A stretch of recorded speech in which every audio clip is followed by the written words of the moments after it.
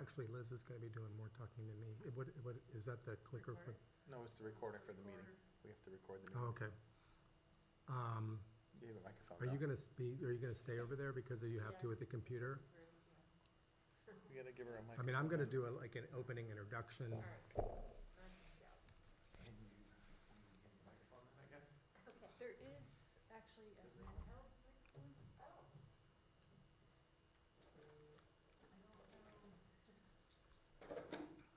That's okay. I can use that drawer.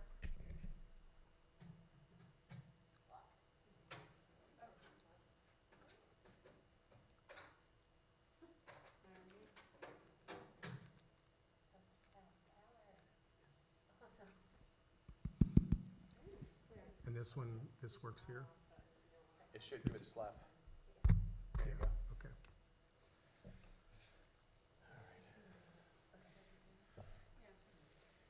Ms. Townsend, are you good? All right. I'd like to call this special meeting of the Southbury Planning Commission to order. If everybody could join us in the Pledge of Allegiance. Pledge allegiance to the flag Of the United States of America and to the republic for which it stands, one nation, under God, indivisible, with liberty and justice for all. Thank you. Let's see. 1, 2, 3. So let's see, there's 4 of us. So 1, 2, 3. I guess we can see Larry, right? Tonight? Okay, we'll see Larry. That's good. All right. On the agenda, SLR update for the PCOD. Everybody's pretty much on board of what we're doing this evening. Let's see what we got on this. Double check on one thing here. PCOD update, discuss SLR incorporated in consulting survey. Yes. You can see Robin too. Oh, hi, Robin. Hi. Because you have 2 regular members around here, right? Yes. Yes. Yeah, Okay. Nancy and Alex. Okay, we'll see Robin as well. Mary and Robin. All right, beautiful. Thank you. Okay. New business, PCOD update, discuss SLR incorporated consultant surveys result in background data including demographics, population changes, etc. Who is up first? Rob or? Yeah, I am. Rob is, okay.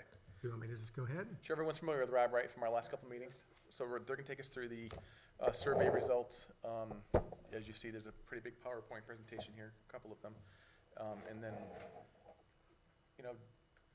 ask questions as we go, if that's okay with you guys, as we're going through Yeah, it. And then, obviously, we're at the end, and I'll just give a little bit of an additional background just for the record, since Yep. it's being recorded. So, well, good evening, and it's a pleasure to be here tonight.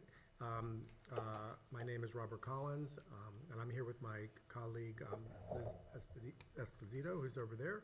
And as you know, we're with the consulting firm of SLR. And SLR has been hired to assist the Planning Commission as well as town staff to update the POCD, the Plan of Conservation and Development. It's required to be complete by December of next year. So we're just getting the process underway. We started in September, getting the process underway. We've gathered the background data. We've had some initial discussions with staff and some other city officials. And we've also conducted the survey that goes along with the very beginning of the update, as you're probably well aware. This is the first of several meetings that we'll be actually, coordinating with you throughout the process over the next year. We definitely have several meetings along the way so that we can check in with you before we go to next steps and before we go out to the community for maybe further involvement and stuff like that, since this is your project. Tonight's focus is basically on, bringing everybody on board with with the process and what's going on, answering any questions about that. Also, we're going to review the data that we've gathered, the updated data that's going to be incorporated into the POCD that will help guide us with any kind of updated recommendations and visions and goals and things like that, so that it's encased within that data, which is very similar to the existing plan as well. And then lastly, we're going to review the survey results. We had a good turnout on the survey. The results are interesting, nothing necessarily too unexpected, but it will be interesting. I'm sure you'll enjoy like seeing those types of the results of the various questions that we asked. Also, just real quickly, next steps after tonight, in bringing you on board with where we are now, we're going to be gearing up to have a community open house on introducing the POC update, as well as have some community exercises for the very beginning of the process. We're planning on hosting that on January, early January. Is it the 13th? I keep getting the 13th and 14th mixed up. So it's January 13th. It's going to be an open house type of event. So it's going to be, I believe, in this room or similar. And it's going to be, because it's an open house, it's not like everybody has to arrive at a certain time. We're going to be having it between the hours of 4 and 8, right? I think, or 4 and 7? I think it's 4 and 7. 4 and 7, okay. 4 and 7. And, 4 and 7. It can be extended if you think it's. No, probably 4 to 7 is good, unless the planning commission feels that it might be good to capture. I mean, also, once it's underway, if we need to, if there's a lot of people that arrive at 6:45 or something, we can, stay. But basically, we'll have kind of like, there'll be a welcome table where people can sign in, and if they want more information, they can give us their contact information, come in, and then there'll be kind of like a series of little stations that are set up around this room where people can come in and get information about the overall process or progress, and maybe take a look at the POCD, then take a look at the background data, the survey results, and then kind of leave with any kind of like initial thoughts or questions that they may have.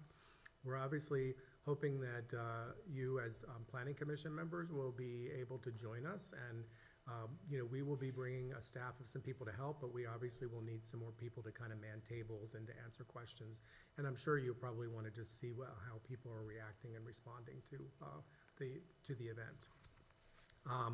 That will be followed by us getting into looking at the vision and then updating goals and the initial goals and based on the information that we've gathered. And then at that point, we'll be coming back to the Planning Commission probably in the late winter, early springtime to kind of start to review that before having a second community meeting, which would probably be in the late spring, to kind of review the suggested updated vision and updated goals before we get into the final plan preparation, which will be happening in the summertime, and then bringing it back to the Planning Commission in the early fall, and then adoption by December, the mandatory deadline of December of next year.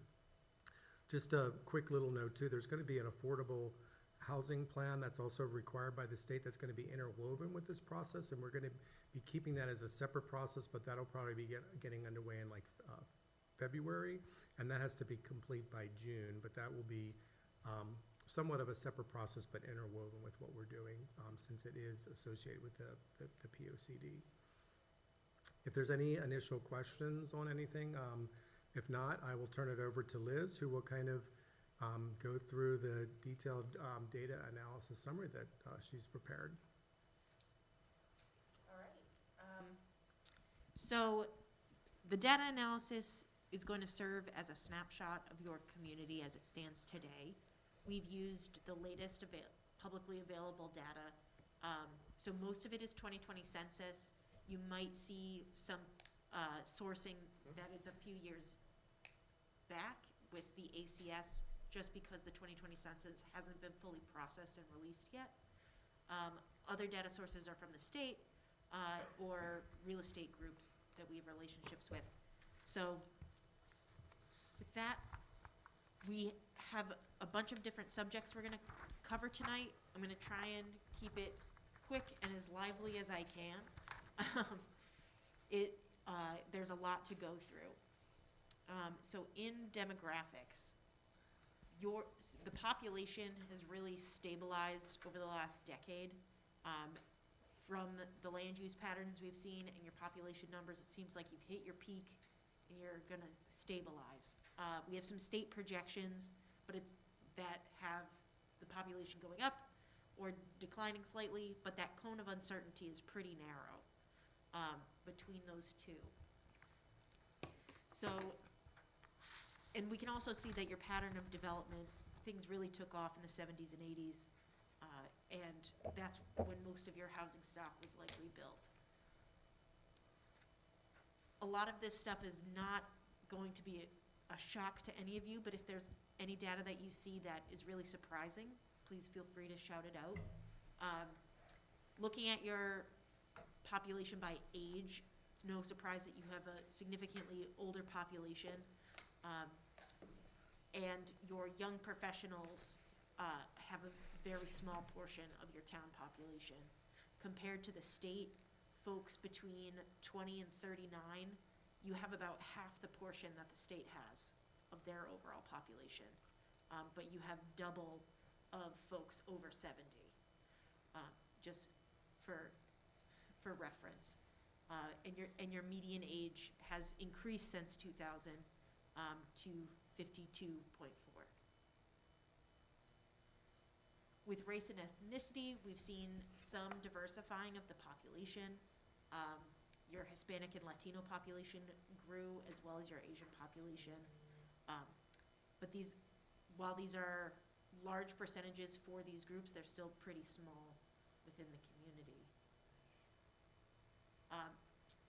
Household size is pretty small. The average household size is about 2.5 people, if you can count a half a person. But your family size is around 3. So it indicates that you have a lot of couples without children or folks who are living alone in your community. And again, this is tied to that older population.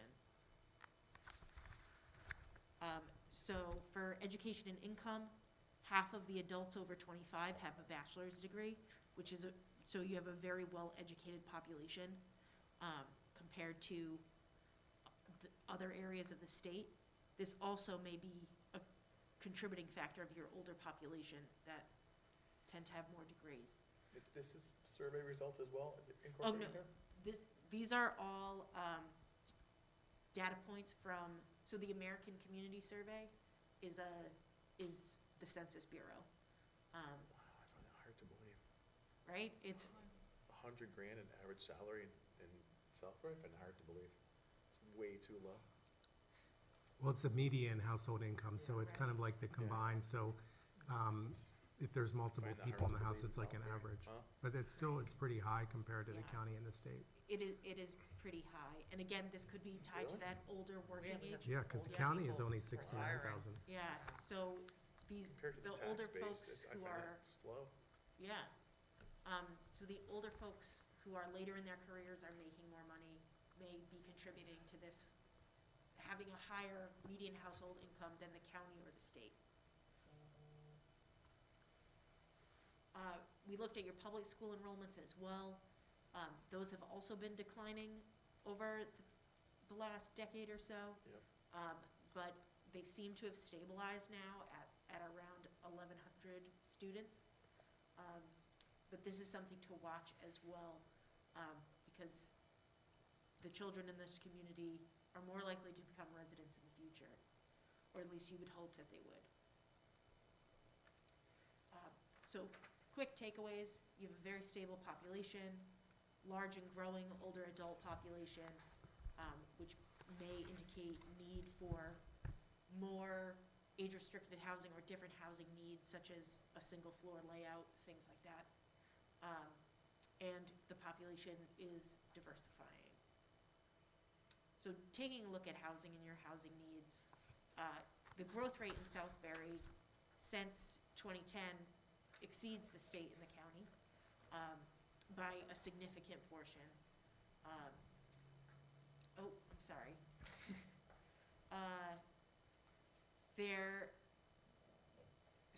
These are all for Southbury. I don't know how Vernon got in there.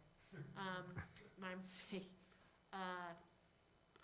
Mostly single-family development from from the annual permits on the right. We see some spikes with that multifamily, and in 2019 and 2020, the state didn't provide the differentiation, but we can assume that most of those permits were for single-family homes as well.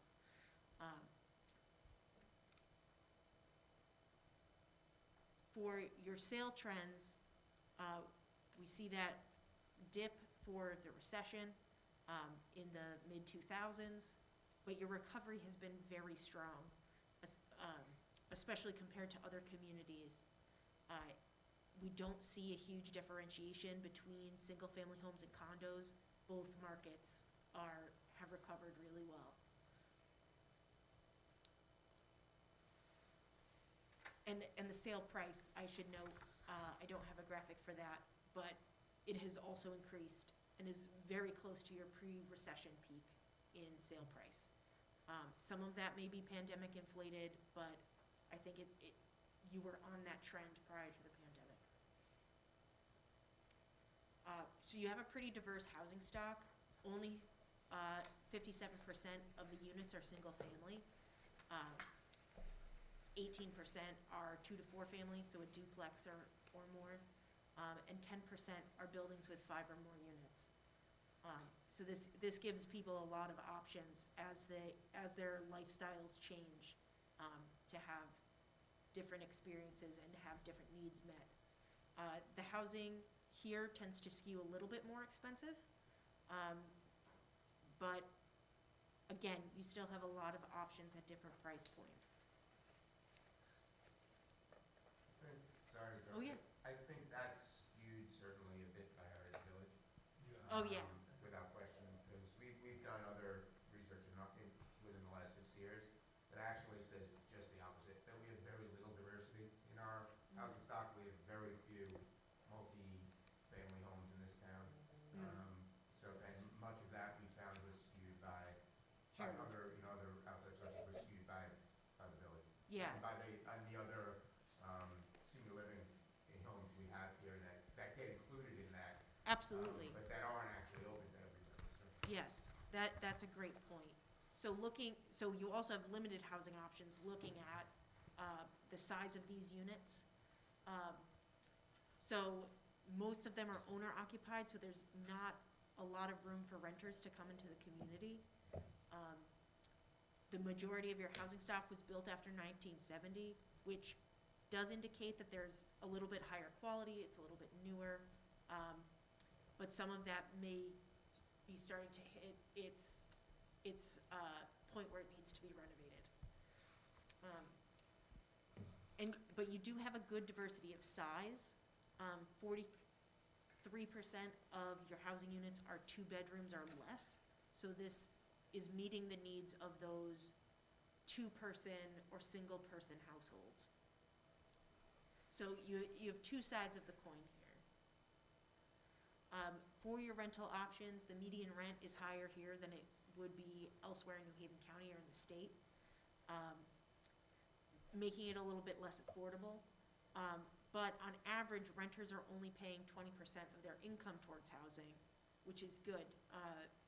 The Department of Housing and Urban Development, HUD, usually qualifies if you're paying more than 30%, that you're cost burdened. So 20% is a pretty good number. So looking at cost burden, if you are a renter, you are more likely to be cost burdened in Southbury than if you own your own home. This is not surprising. This is very typical for a community like yours. Looking at protected affordable housing units, so these are units that are either deed restricted or get government assistance. You only have 134 that are registered with the state. So that equates to about 0.7% of your total housing stock that's defined as affordable under 830G. The state's goal for every town is 10%. So there might be a little bit of work to do there. And again, to note, this doesn't include naturally occurring affordable housing units that are priced as affordable but aren't protected.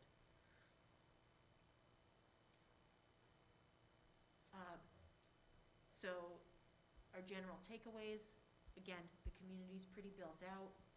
You have a pretty diverse housing stock looking at styles and size. Might not be as diverse when taking out Heritage Village. The market has weakened for single-family construction, but the resale market is really strong. into economic development. The unemployment rate has spiked, obviously, again, because of COVID. But Southbury's always been a couple percentage points lower than the county. And we only have data from January to July of this year. So as more data is released, we expect your numbers to continue to decline, and hopefully get back to that nice low in 2019 of 3.2%. Looking at your commuter trends, Southbury is very much a bedroom community for some folks. So you have strong commuter ties to Waterbury, to Naugatuck, to Danbury. But the folks who are coming into Southbury to work, not many are from town. They're actually coming from the places where your residents are going. So folks from Danbury, Waterbury, and Hartford are making the trip to come work in your places of business. Looking at your employment base since 2008, there's been a 26% contraction in the number of jobs in town. The sectors that were hit the hardest were government, real estate, and construction. But you have a very strong market for healthcare workers, as well as retail and other government jobs. Looking at principal employers and taxpayers, we're seeing a lot of trends in healthcare and service. So the principal employers, and I double-checked this, that CERC still has Romatic Manufacturing as one of your principal employers. But the training school, Heritage Village, ShopRite, and Vein Clinics are your largest employers. And your principal taxpayers are CL&P, IBM, again, Heritage Village, CompStat, and Bank of America Leasing. So looking at your top industries, how many people? That's definitely not right. Yeah, so this Vein Clinics is not a large employer. It leaves out IBM, that's still, while smaller, is actually growing now, so. yeah, so I again, I pulled this from CERC's data, so that may be a little bit outdated. So we can go through and review that again. But looking at your top industries, a lot of your high employment industries tend to have lower wages. So healthcare, retail, where your professional science and tech services have a much higher wage, and have a significant presence in town. Looking at your tax base, again, pretty standard for a suburb. It's mostly residential, but you do have a nice portion of commercial where you're getting that revenue. And you're very in line with other towns around the state, how they apportion things. Your fiscal indicators are very strong. You have low debt per capita. You have a high bond rating. So all of that is great to leverage if there are capital improvements that need to be made in the next 10 years. Looking at your grand list, Southbury's 93rd in your net grand list, so that's 7% higher than the state median, and your mill rate is about 4% lower. So all of this is contributing to the cost of living in town. I've included the regional economic development goals here. I know they're a little hard to read, and I'm not going to go through them all now, but this is just for your information. So when we're creating goals for town and the actions, we can have them dovetail with these, so you can leverage that support from the COG. I'm not going to spend much time on this because we talked about it all. Getting into transportation and infrastructure. I've included just a map of your roadways so you can see how the state is classifying them by size. So I-84 is blue, you have minor arterials, you have all size roadways, but there's limited east-west connections throughout town. It's mostly north and south, which can make it a little bit harder to get around. With traffic volumes, again, no surprise, the highest volumes are around Southbury Plaza and along Main Street. But there's lower traffic around the exits, which is suggesting that the Southbury Plaza, they're the same cars traveling to different locations around the plaza, instead of coming in and out off the interstate. And once you get out of this area, the traffic volumes really drop off, which again, is typical. There's not a lot of other service areas. People are just going home. Looking at traffic safety,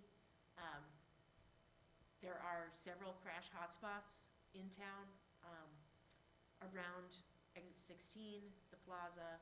Again, you have the most cars, you'll probably have the most accidents. The Route 6 and Main Street South intersection, and Main Street South and South Burton Road. So these may be target areas that we take a look at to see if there are any improvements to be made to make them safer, and reduce those the numbers of crashes. There is a pedestrian safety study that was conducted for Main Street South. It hasn't been adopted yet, but I think that's in the works somewhere, which, Working on it. yeah, it is. It's done. Oh, great. Yeah, it took a pretty deep dive into the geometry of the road and what improvements can be made to make it a little bit safer.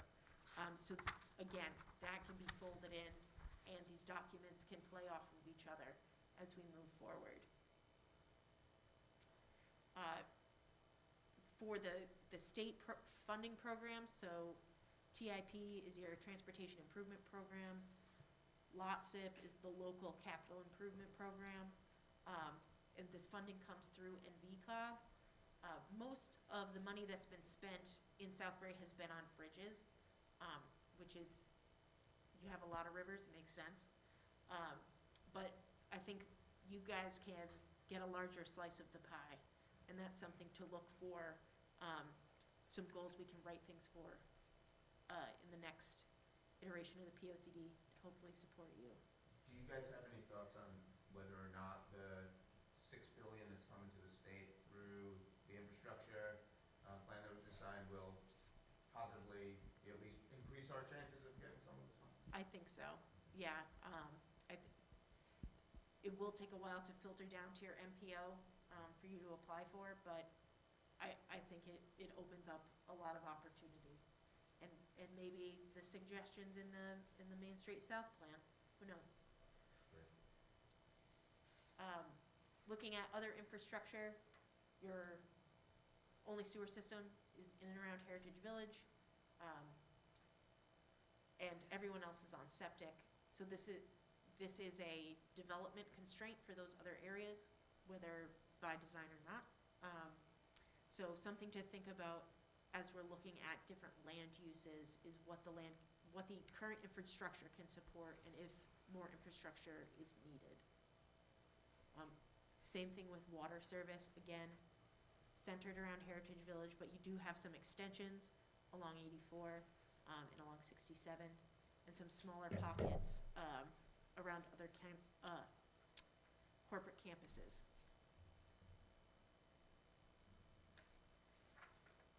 So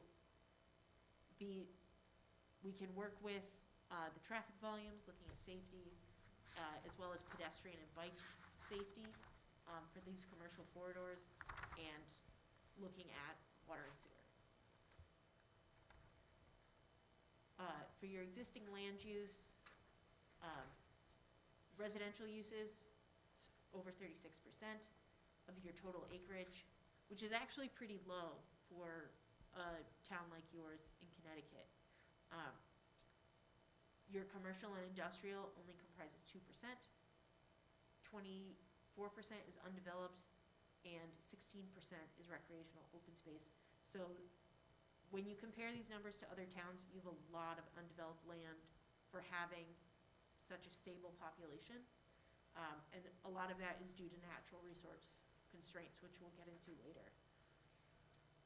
For zoning, you're mostly zoned for lower density residential uses, and your commercial zones align with your transportation corridors. So there are no major disconnects that I can see from this map. So if there's going to be any intensification of development, it will have to be through infill or reuse of parcels, or other redevelopment of existing structures. There's not a lot of suitable vacant land for more industrial uses under your current zoning scheme. So that is something to look at as well as a lack of suitable land that's zoned for multifamily residential, mostly around Heritage Village. So if there were to be other multifamily projects, you'd have to go through a zone change. And the areas around exit 14 and 15 have both conservation and development value.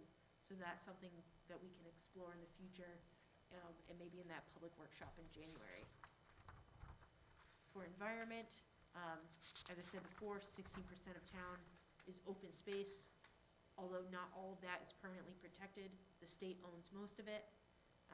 The town has 23% of that, and the rest is generally in private hands.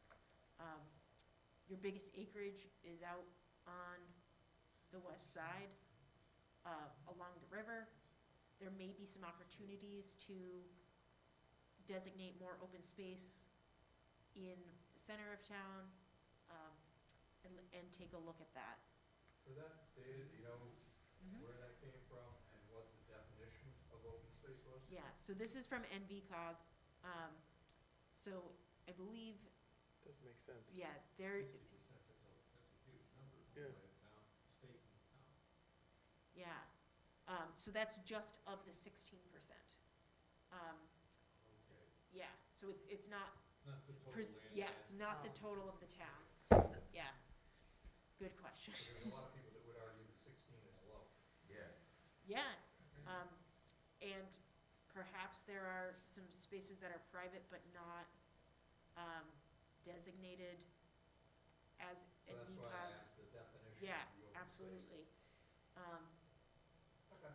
Yeah, I'll take a look at that a little bit more. Yeah, because I remember that we thought that number was in excess of 20%. Yeah, somewhere around 20, 22, something like that. I recall Depending from. on the definition of open space. Yep, exactly. All right. Yeah, if you have those breakdowns in the definition, I'll definitely take a look. Looking at your water resources, and you have tons of rivers and streams that are cutting through your landscape. Some of them are impaired, which means that you might not want to swim or fish in them, which may lower their recreational value. But it may be a conservation priority going forward, is how to increase the quality of these water bodies. With your natural resources, we can really see the development constraints when we look at slopes over 25%. So that's all the gray on this map. And all your purple is poorly drained soil, so wetlands, or places where maybe septic would be harder to put in. So that's a lot of town.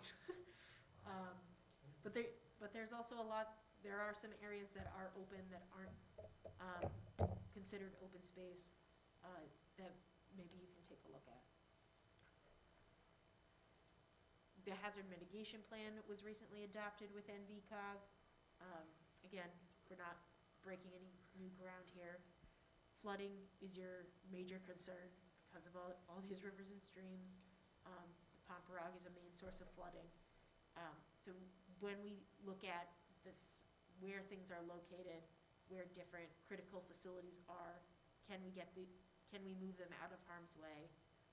Is there a way we can protect them and protect the historic resources that are in town? Like the economic development plan, I included the goals with the hazard mitigation plan that are specific to Southbury. So we can include these in the POCD as well. I'm not gonna go through them all now, but they're in your email for later review. And of course, you guys registered for Sustainable CT this year. Still need to submit your actions, but because we're doing the POCD now, we can identify a bunch of different sustainable actions that you can apply with, and include maps or other text that you may need for points. I think Kevin Bielmeyer said we qualify for bronze Oh, at this point, fantastic. but there's a window of time to submit. Mhm. So I think he said April we Yeah, might that be, sounds but right. he thinks that, I think we're at bronze level Oh, with what he's fantastic. already figured out, yeah. Excellent. Let's move to your community facilities. We're almost at the end, I promise. I just have a quick inventory of your different community buildings. So when we're thinking about capital improvements, are there things that jump out to you about any of these facilities that should be included? Also your recreational facilities. I don't know why half of it's blue. Along with all the things that you can do at these different facilities. So again, if you're seeing any things that you would like to do that aren't included, or how these parks can be improved in the future, those are things we can include. You have a lot of historic resources in town. It's actually really impressive. The Historic Buildings Commission is in charge of 3 of them, but you have a ton of historic sites, more nationally registered historic places than I could fit on this slide. So again, looking at the maintenance of these, how they're treated in the future, how you keep this identity, will all be important going forward. So in our immersion day, as Robert mentioned, we talked with a lot of different town departments, volunteers and commissions, and we heard a couple of things over and over that you may want to include. So the town hall, there's a need for more storage space, whether that's electronic or physical, and there's needs for updated connectivity and technology. The library, I believe, just completed their 10-year strategic plan for improvements that can be included, as well as the senior service center. DPW is looking for repairs and upgrades to culverts and water utilities. Again, maybe sizing those larger to respond to your floods. They also need more vehicle maintenance, more vehicle storage. And there are issues with cemetery maintenance where the town may not own these cemeteries, but are called in to clean them up when a resident makes a complaint. The transfer station is in need of repairs and upgrades and enhanced capacity for recycling and composting. If they want to go into those services, they don't have the room right now to do so. The police department's currently upgrading its radio system, so even up in the purchase, that they can talk to each other without issue. And your VFD is doing their periodic apparatus and equipment replacement, so that budget cycle may hit within the POCD's horizon. So that's it for the data analysis. Any questions before we move to the survey? No, I've done a lot of talking. I also wanted to just say real quick, this is obviously a broad brush of a lot of information. So obviously, it's a lot to take in, and it's also a broad brush. I think we definitely, heard of other areas where we probably, as a group, need to take a closer look at certain areas, because the information that we gathered initially might not accurately reflect what's actually in the field, or vice versa. And so, this is not necessarily the finished product of the data. This is the initial broad brush.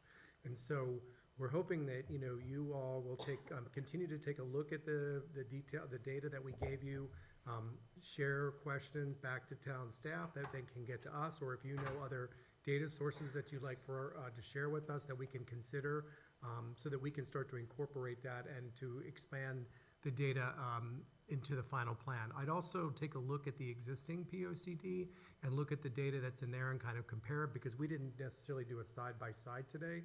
We will eventually get to that by the time we get to the final document and have the data, which you will all be able to review and, QC before it becomes the final document. Right. So with that, questions? Do you anticipate having more updated data prior to your January 13th meeting?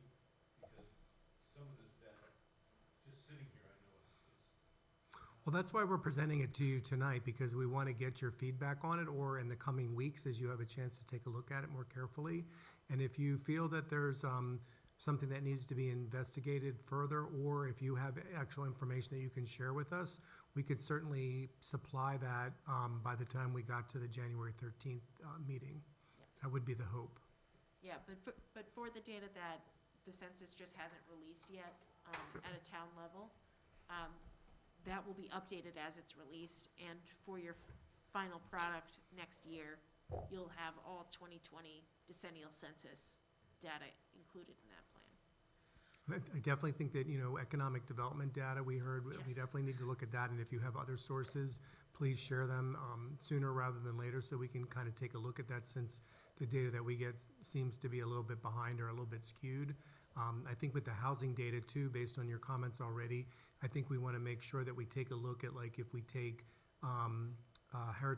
Heritage Village out of the equation, because we all also realize that there's probably a lack of diversity in housing if you take that out. So it's going to be important to make sure we share that with the community at large too, especially when we start talking about housing options and housing affordability. Jessica, do you know if the assessor could break that out? Or maybe just a question to ask the assessor? I can ask her, yeah. Yeah, I'll ask her. So Heritage Village is actually its own census designated place, which means they kind of treat it like its own town.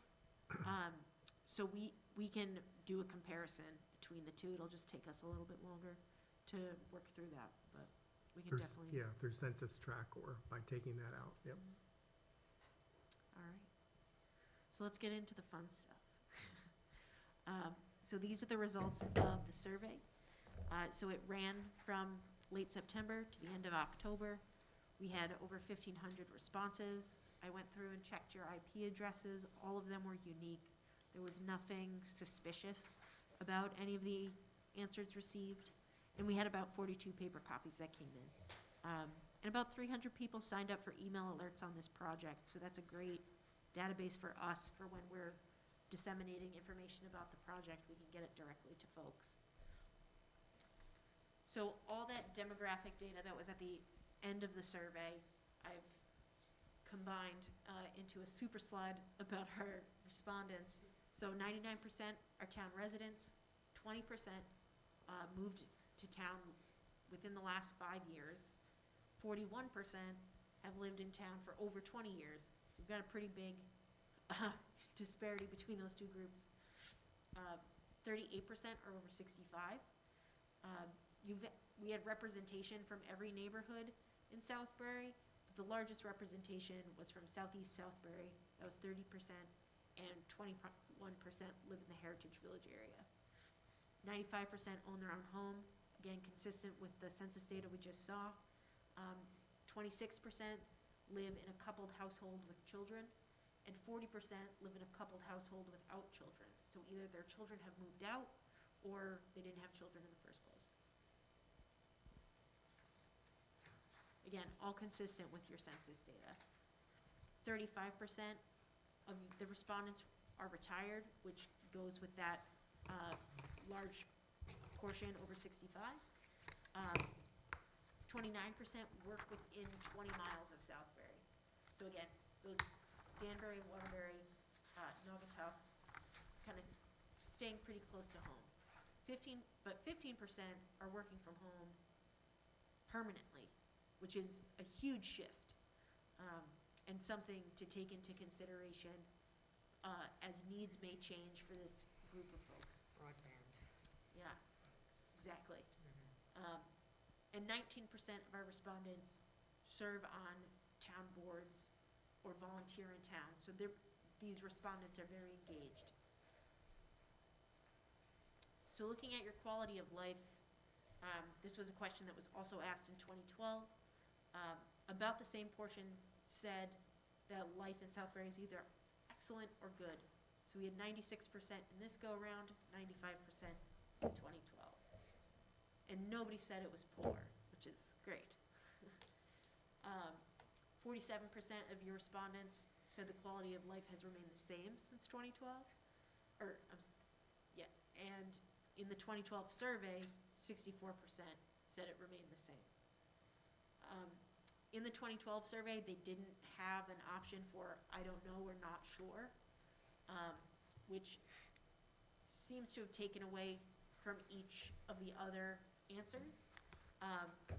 So you have a pretty even split between gotten better and gotten worse, and the 2012 survey had that result as well. We had an open-ended question, what makes living in Southbury special? Over and over, we read responses that talked about the small town feel, that the rural setting, but that you have all the amenities of a large town, and the open space, as well as good schools. All of this echoes what we heard in 2012 as well. So again, staying consistent. Were all those words, is that an accurate, I forgot what they call that, but were all those words? Word cloud. Yes, yes. And the size of the word is, it's the large if it's been repeated. And every word that was mentioned is in there somewhere. Yeah, so hopefully there are no swears. Moving on before you can read it. We asked everyone, why do you choose to live in Southbury? And they were able to check as many boxes as they thought applied. So 72% came for the location and for the quality of life. Only 6% said because there was employment in town.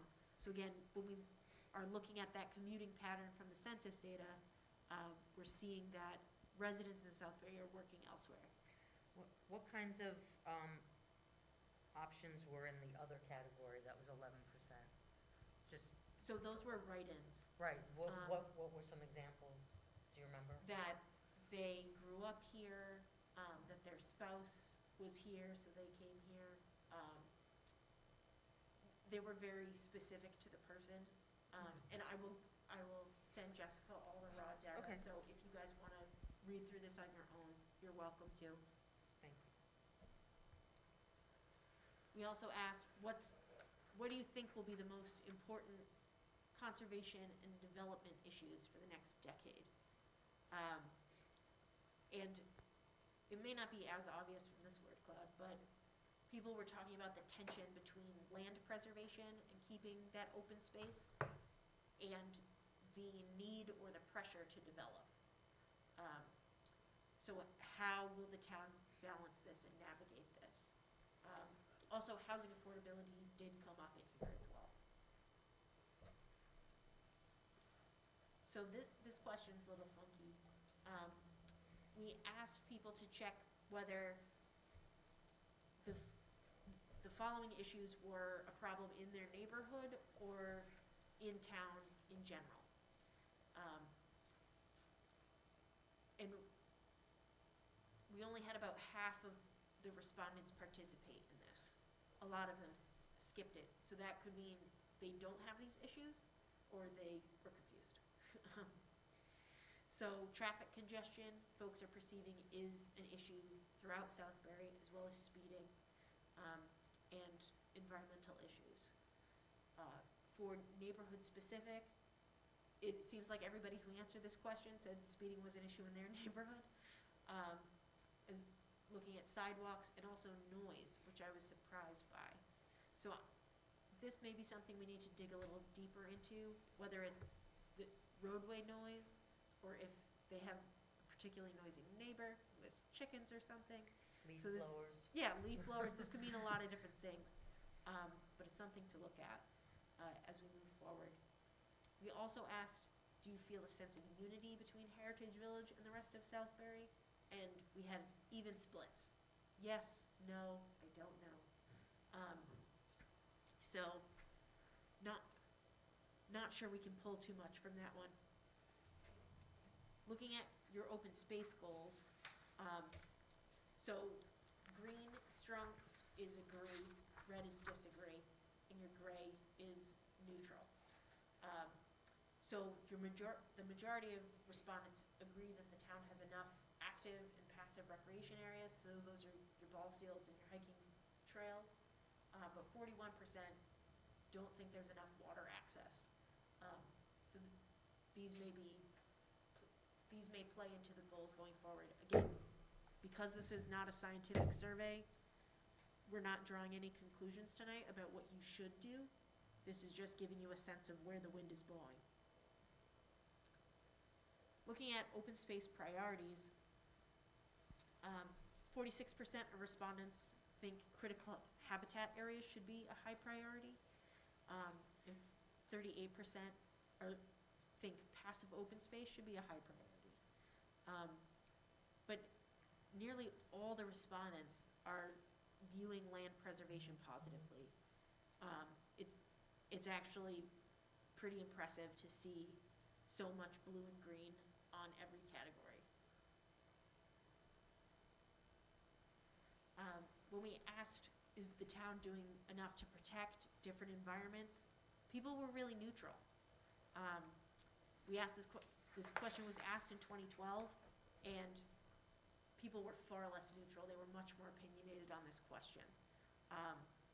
So that may indicate a shift in how people are perceiving what the town is doing. But a good portion agree that the town's doing enough to protect rivers and streams, wetlands, and lakes and ponds. For historic resources, 52% think the town should designate additional historic resources. So there may be more areas in town or structures, stone walls, old trees, things like that, that deserve designation. 45% think the town is doing enough to protect what you already have. This is down from 76% in 2012 and from 63% in 2001.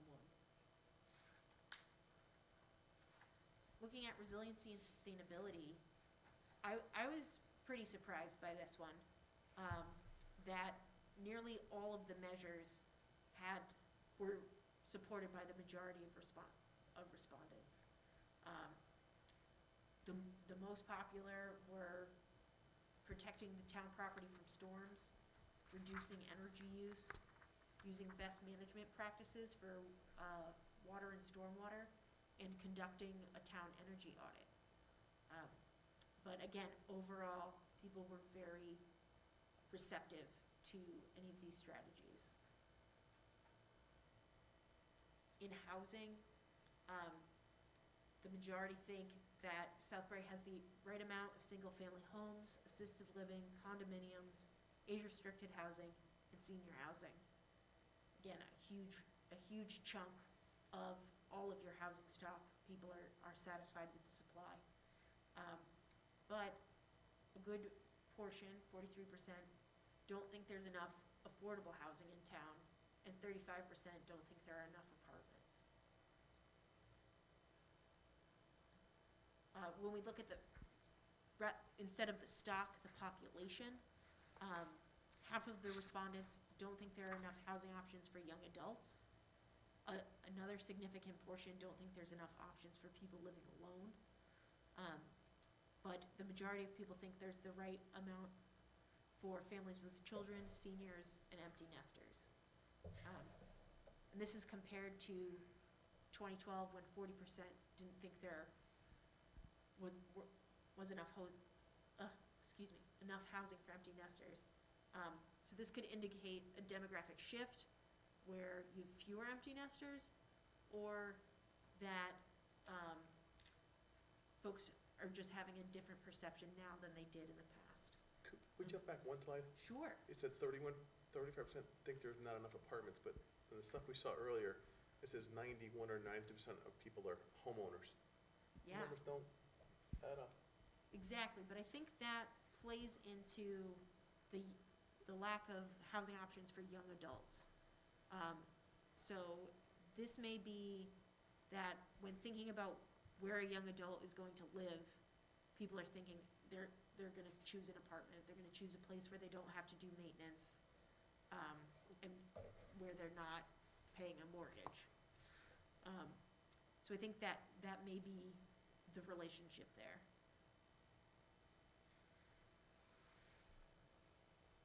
That's something that we could explore too at the community open house or something like that. We could maybe ask a question along those lines. Yeah, Plus the sample size is so small too. yeah, 1,500 people is, definitely, it's small. Yeah, I mean, it's not a Yes. scientific survey, There's but 20,000 people in town, right? yes. yes. And only 1,500 How did surveys, the so. responses compare to 2012? In 2012, you had about 2,000. So it's slightly down, even though the population stayed the same, and, but that's still a pretty high percentage for a survey, even though it's a small number. I think there were Um, more in 2000. Substantially more in 2000. No, it was only about, it's only That about, was not, there was a number thrown around that there was an 80% response rate, and we all knew that wasn't true. You know, it was more in 2000 though. well, that's what it says in the POCD. It said like, it says like 2016 or something like that. Yeah, I could have swore it was higher. 'Cause I remember doing I like. think it three- said it was like a 23%. When we tallied it, I remember there were a lot of, we all went through in my hand, there were a lot of them. It's more, maybe. So getting back into it, 10%. yeah, you have a very large portion of respondents who see themselves staying here for the next 10 years, which is fantastic and not typical for towns of your size in Connecticut, which is pretty impressive. And 71% say they're gonna stay in their current home, which again, not typical. Of the folks that don't see themselves living in Southbury, the largest portion said it was the cost of living or that their lifestyle has changed, so they're an empty nester, for example. The other category was large, and a lot of people said that they were gonna die. So Okay. I have to include it because it was a large portion. It was the third most popular answer. But yeah, again, you have an older population and they're very realistic. Those are my neighbors. So, switching gears to economic development, the majority of your respondents don't think there are enough entertainment or cultural facilities in town, but this is a big improvement from 2012, when 75% of the respondents didn't think there was enough. Over 2/3 of your respondents think there's the right amount of medical facilities, retail, small offices, assisted living type businesses. That's consistent with 2012. But your respondents were split about research and development, industrial, manufacturing, and mixed use. So that split is where we get excited because these are questions we can ask the public in those workshops to really drill down into that.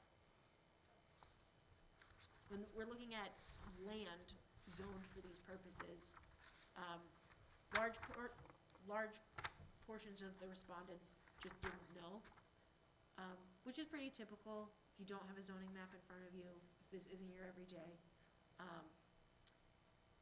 But a majority of them still thought that Southbury had the right amount of land for commercial development. So when looking at the little available land you do have left, how are you gonna prioritize what uses go in there? So we can, again, we'll dive into this one a little bit more with the public.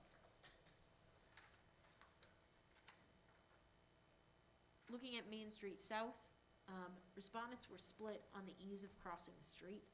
So I went into the demographics to try and figure out why they were split. And younger respondents were slightly more likely to think it was easy to cross the street, but it wasn't so significant that I think it's a bifurcation in age.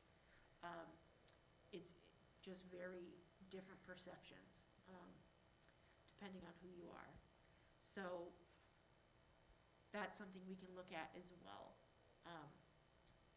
50% of respondents were neutral on biking conditions, which to me signals that nobody's biking down there. And likely because there's a lack of facilities or a perception of safety. But overall, people were very positive about Main Street South and how it is maintained and how it is surviving. Looking at transportation, the majority of respondents agree that traffic congestion is an issue and there needs to be more biking and walking infrastructure consistent with 2012. And the majority of respondents don't think it's safe for students to walk or bike to school. So this is something we can look at with the Safe Routes to School program to see if there are opportunities there. And also, there aren't adequate transit options. Not a surprise, it's only dial-a-ride. With your community facilities, all of them were really highly rated by the respondents, which was great. Your library, people are thrilled with. In 2012, the respondents were also pleased. They didn't have as many categories to choose from as we provided them in this go-around. But the responses in 2012 were better than they were in 2021. So we're seeing this constant, 2001. So we're seeing this constant improvement and increased satisfaction among these respondents. Looking at more recreational community facilities, 50% don't think there are enough areas to swim, bike, skate, or skateboard. So again, that water access is coming up, as well as biking facilities. The majority of respondents are satisfied with the amount of fields for active recreation, hiking trails, playgrounds, and courts for basketball or tennis. We asked, is there anything lacking that we didn't bring up? That's so surprising. Yeah, right? So again, half of folks for this passed, so either they don't think they're lacking or they didn't feel like answering. But the pool came up, community center, art center, teen center came up a bunch of times. So that kind of space is something that's desired.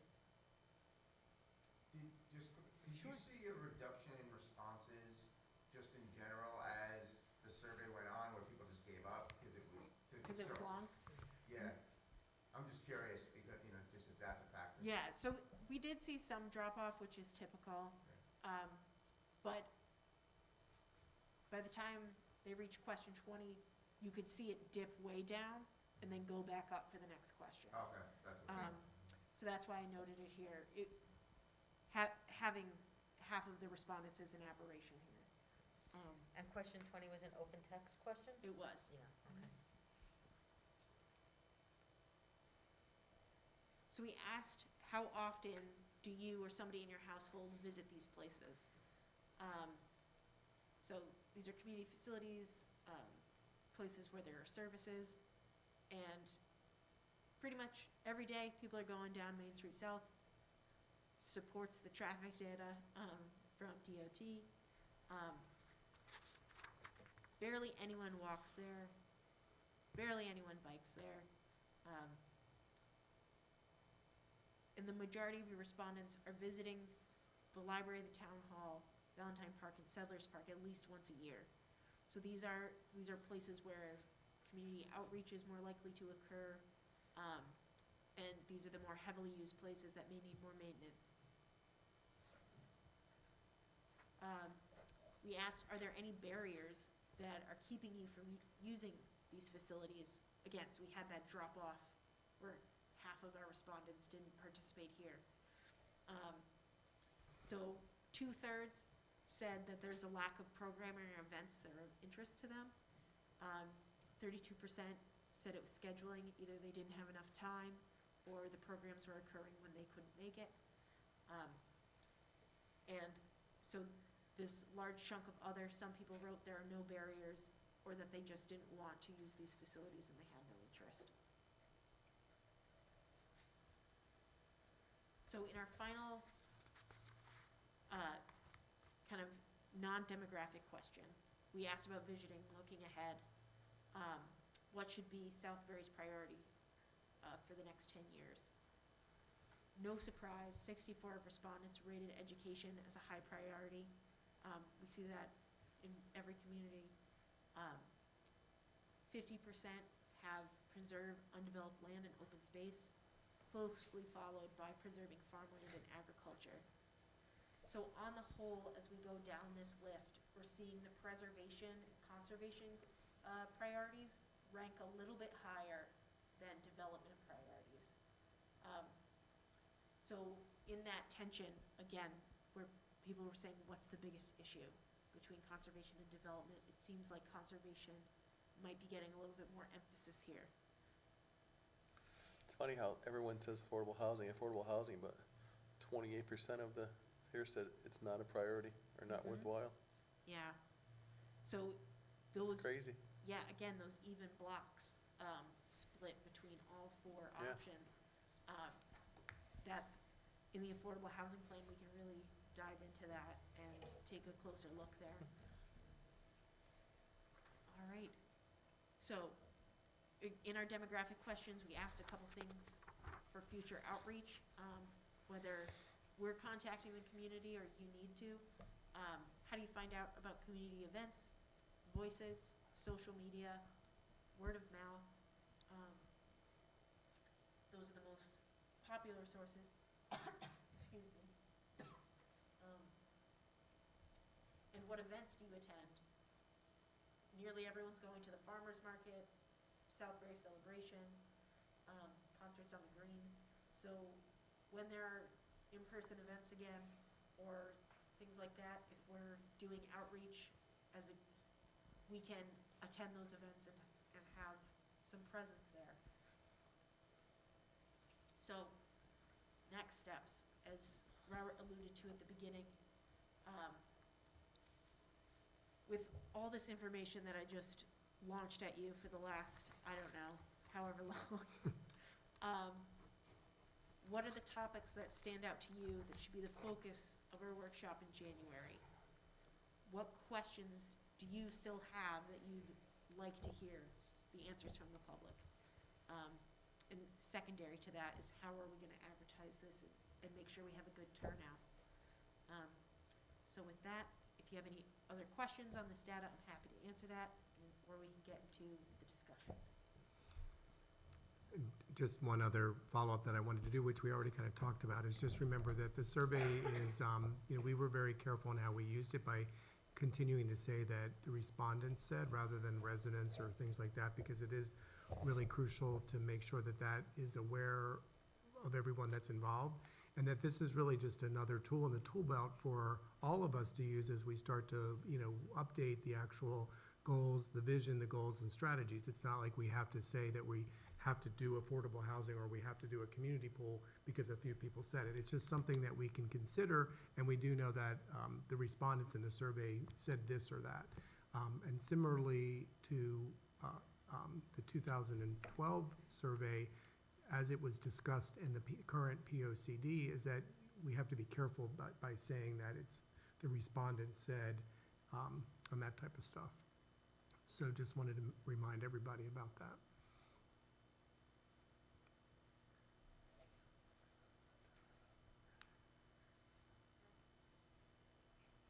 I guess I should say, questions on anything presented tonight? Or any other questions? So obviously, it's a lot of data to take in, both from the data deck that we supplied as well as the survey, and I'm sure you're gonna wanna kind of take a look at it a little bit more closely. And so we do welcome questions beyond tonight as we get into the next couple weeks. You can forward your questions to staff, and then they can share them with us, and then we can get them answers back to you, either directly to you or at future planning commission meetings and things like that as we gear up. And continue to think about suggestions for questions that we might want to ask the public at January workshop.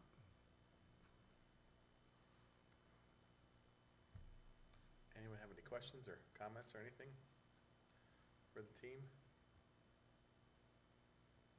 So you're ready to do your homework of looking at it in more detail? It is. Right, but we have a lot of time. I mean, obviously, there's a short time between now and January, but we're gonna be working on the update, you know, for the next, you know, during the next, 8 to 9 months, so. And if you look at, the respondents that said that they moved to Southbury because of the, I'm trying to think of the right word, small town community atmosphere. And look at the questions about development versus conservation, you can see where, why the conservation numbers were larger than Right. maybe a lot of other places, because people moved here because of the type of community that it is. Right. That's why there's that correlation. Yeah, and I think that, you know, our, kind of our marching orders that we have, you know, with, you know, coming on board to help you with updating the POCD, I think, you know, it's not a complete rewrite, which is the way that you all formulated the solicitation for looking at the POCD update.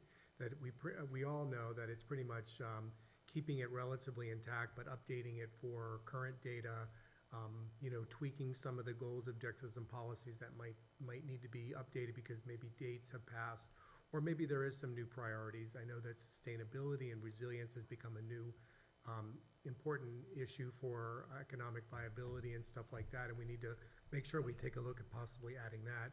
But beyond that, it's pretty much keeping the course that's already in place because of those feelings about the community and why people moved here, and because of the limited opportunities as far as change for development purposes.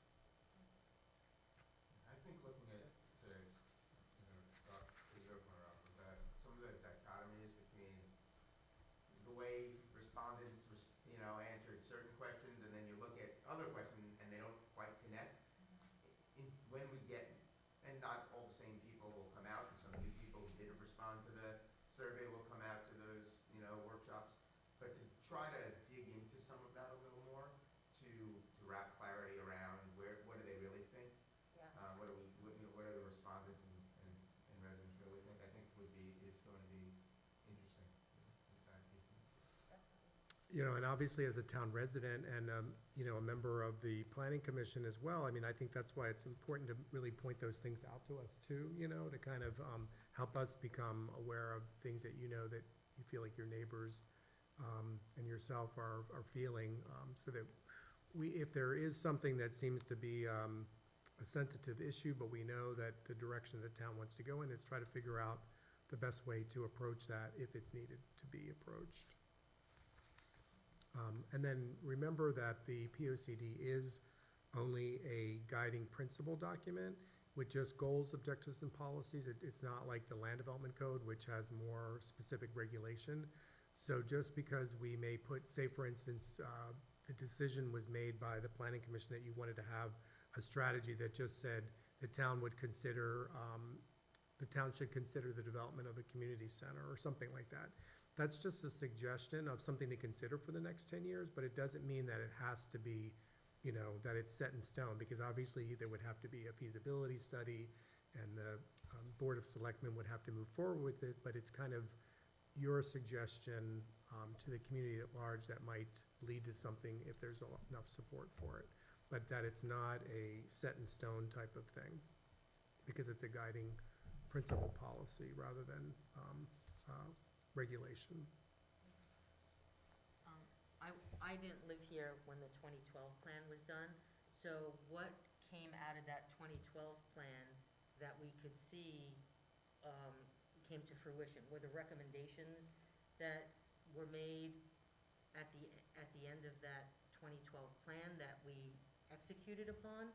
Or was it just that we had the data, we knew the expectations of residents, and we just made sure that everything that we decided as a planning commission adhered to that? Or was there like some big item that was a recommendation in 2012 that we acted on? Well, that would, I mean, we didn't work on the 2012 plan. We only can read it now in retrospect, but anybody that might have been on the planning commission at that time might be able to Yeah, I was clarify the that only one question. At that time, Nancy and I were, nothing pops out that I can remember. No, I've read it. One item was Main Street South and those pedestrian bike Okay. improvements. Mhm. We did the So the study and, yeah. the study was, I would say, a deliverable on that goal. And we will be, once we get into developing, looking at the goals and the vision more specifically, and at that particular point, we will be kind of comparing the existing vision as well as the existing goals, and the kind of document that you're gonna get for review before adopting it will be most likely a strike-through and underline document. I think as far as a Word document, because we're not gonna be scrapping all the text that's in there, we're really just gonna be updating it. So I think, you can look at it now, the existing plan, and you can even know yourself, you might be able to see like things that got accomplished. But as we get into early next year and we start doing that, it'll become a little bit more clear Okay. about the strategies that, okay, we can cross this one out because this study has been complete, or this one is still ongoing, so we're gonna just keep it the way it is, or there might be no mention about doing a infrastructure study, and you might wanna recommend it for resiliency purposes, and then we could add that. But it's gonna be, in the strike-through and underline type of format in the document, so it can be easily tracked Okay. from the existing plan to the proposed new plan. Rob, the only other thing I'd say is just because I came in 2009, and got right into Parks and Rec. The open space issue was a huge conversation point when I came to town right after, and it was soon after the POCT did. I mean, there was increased acquisition. I think there was a lot of debate about that number, that you guys here said 16%. I think Ron and Bob and I remember hearing things that were closer in that 22% range. There was a lot of conversation in town after 2012 about open space, I remember that. I just don't remember what was that. Okay. And I think I it's, mean, and We seeing certainly this, acquired there's, open space in my 6 years. A lot of it, Yeah. yeah.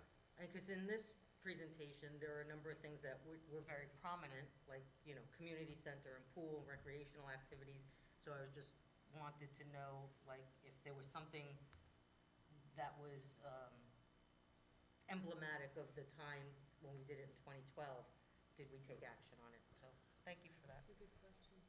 And there was a lot of, talk about a lot of the land the town owns, like, what's the name of that land, Volpe land, or there's a lot of land. At one time, Volpe Road. yeah, a number of years back, there was a big thing about a big town.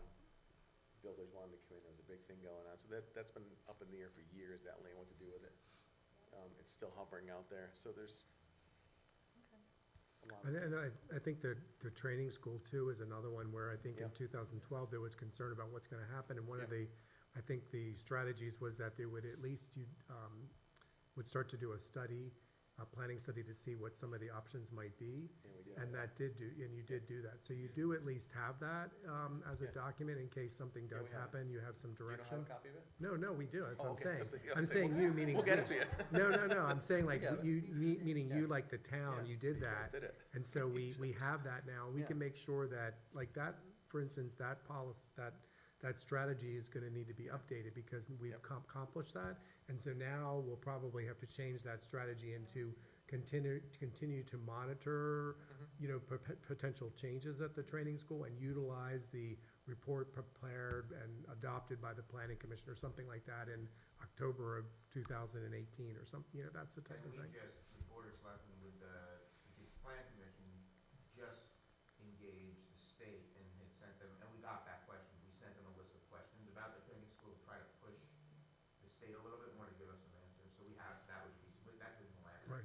3 months, 6 months. And any kind of like official documents that have been done, like if there's been a Park and Rec study or something like that, that has changed since 2012, we want to make sure that, we update the POCD as we get into specific goals and strategies to reflect those documents that the town has prepared in the last 10 years or is going to, or the desire is of the planning commission to have a study done.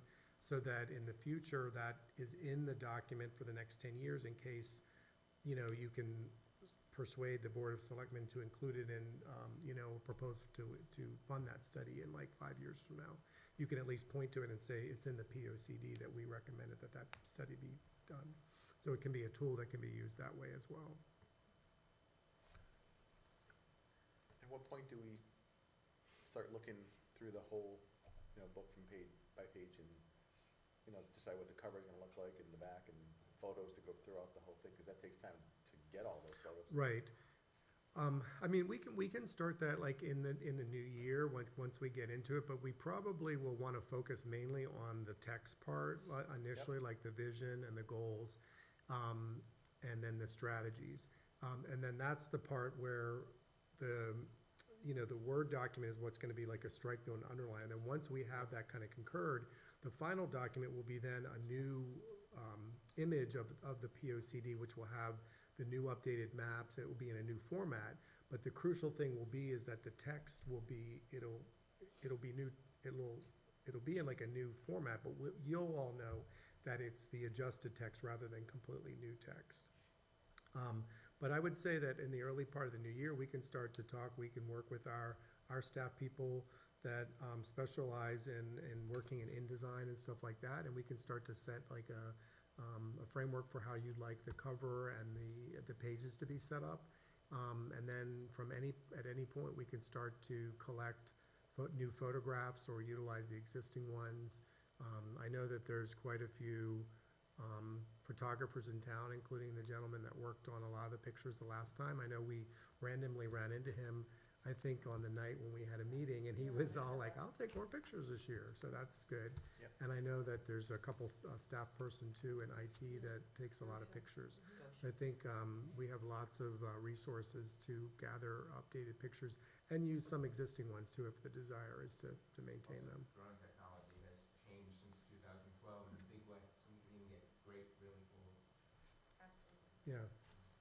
So, and yeah, and we're pretty excited about, you know, our InDesign staff capabilities and all that. So we really think we can deliver a final product that will be very current and up to date in its imaging. Very good. Thank you, All right. thank you. That's Okay. pretty much everything on your end, Liz and Rob? Okay, well, Cool. Thank you. any other questions, just All right. just forward any other questions, you know, that don't want to inundate Jessica with emails, but feel free to so that we can respond with any questions. And then I think in December, you know, Jessica, at your meeting, will kind of update you again on the January workshop and kind of get you to sign up and commit to attending, and then, you know, just what the final program's going to be for the January workshop, which will happen before your January Planning Commission meeting. So that's why the December one you'll have to talk about it briefly. Do you have the updated census information? Hopefully. Well, we have some of it already, but as we get into next year, the census will be releasing more. But right now, we do have the basic, like, general population numbers and race and ethnicity and stuff like that. We already have that, which was included in the information from tonight. Okay. Very good. Thank you. Okay, Excellent. Thank you. okay, thank you. All right. All right, that's it for us And today. special thanks to Liz for all that. Yeah, Liz, great job. Thank you.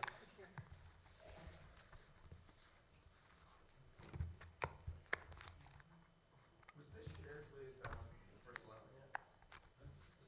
I'm sure we all got it. I'm pretty sure he did. Meeting on Thursday, I wanted to make sure. Yeah. I mean, I think we definitely shared it with you first, but now that it's been shared at this public meeting, I think it can be shared. Jeff had a And I copy think of this already, right? Jessica talked about, you know, Jeff had a posting copy of this already, yes? the PowerPoints on the project website, on the town's website. Fine, we'll get 'em on. And then obviously we'll make a note that they, you know, this is the preliminary stuff. and We'll will get be it to him updated. tomorrow morning, just in case he doesn't have it. Yeah, It's fine. I'm sure he's going to. All right. Sounds good. Motion to adjourn? All in favor? Aye. Opposed? Abstentions? Adjourned. Thank you. Thank you, guys. Thanks for sitting through it. Who's handling the affordable housing? Thank you. Well, I mean, we are the